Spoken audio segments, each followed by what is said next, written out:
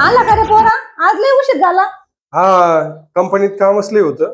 बर बर बस तू, मी तुझ्यासाठी पाणी घेऊन येते. बर बर आण बर पाणी. ही कुठं गेली? ही कुठं गेली? अरे बाबा तू पाणी पी आधी.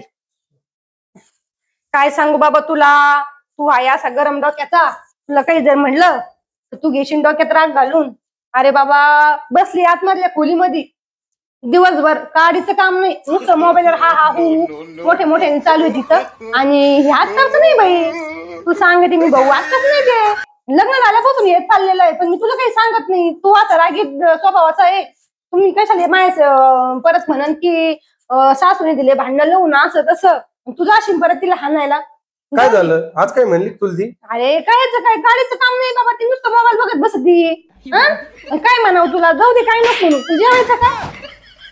जेवायचंय. हा भूक लागलेली मला. झालेला एक स्वयंपाक? हा केलाय मी स्वयंपाक. स्वयंपाक तोच केला काय? हा मीच केलाय स्वयंपाक. सगळं काम मीच करते बाबा, घरातली नोकरानीची मी आता. मग त्यासाठी तर तुम्ही जाणले मला. काय जाऊ दे. मी तिला सांगतोस. काय नको सांगू बाबा, काय नको सांगू रे. बस नाही सांगतो ना. नाही नाही नाही, मी जाते, तुला ताटा वाढून आणते जेवायला. म्हातार माणूस त्यासाठीच राहतं घरात तरी. काय देवा देवा देवा, काय झालं? तुम्ही दोघं जण भांडू राहिले काय असं? अरे बाय बाय बाय बाय. आणि हे मोबाईल कस का फुटला?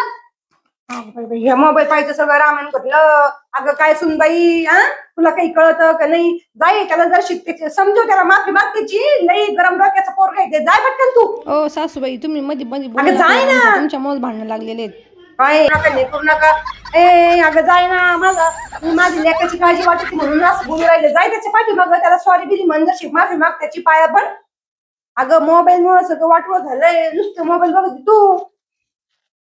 काय देवा, मला म्हणते की तुमच्या मोबाईल झालंय. अरे बोला बीपी कमी झालं रे. काय झालं? बस बस तू इथं. अरे अरे अरे मला बीपी लो झाला रे. अरे बाबा पाणी दे, पाणी बी नको मला. शांत होईल. बायको म्हणती की तुमच्यामुळे झालं, आमच्या मध्ये तुम्ही आज लावायचं काम करता.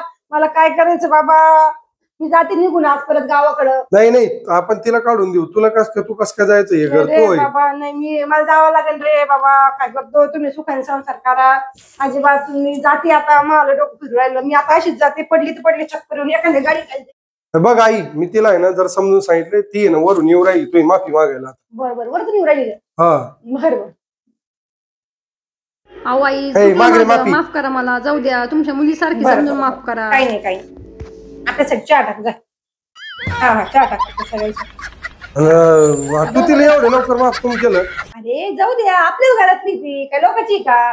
तुम्ही दोघं सुखाने राहा एवढंच मला वाटतं. काय दुसरं मला करायचंय? एवढं नाटक करायची काय गरज होती मग तुला? अरे मी काय नाटक, तुझ्या वडिलांची डेअरिंग नाही झाली आजपर्यंत मला असं बोलायचं. आणि तू म्हणतो नाटक करीत होती.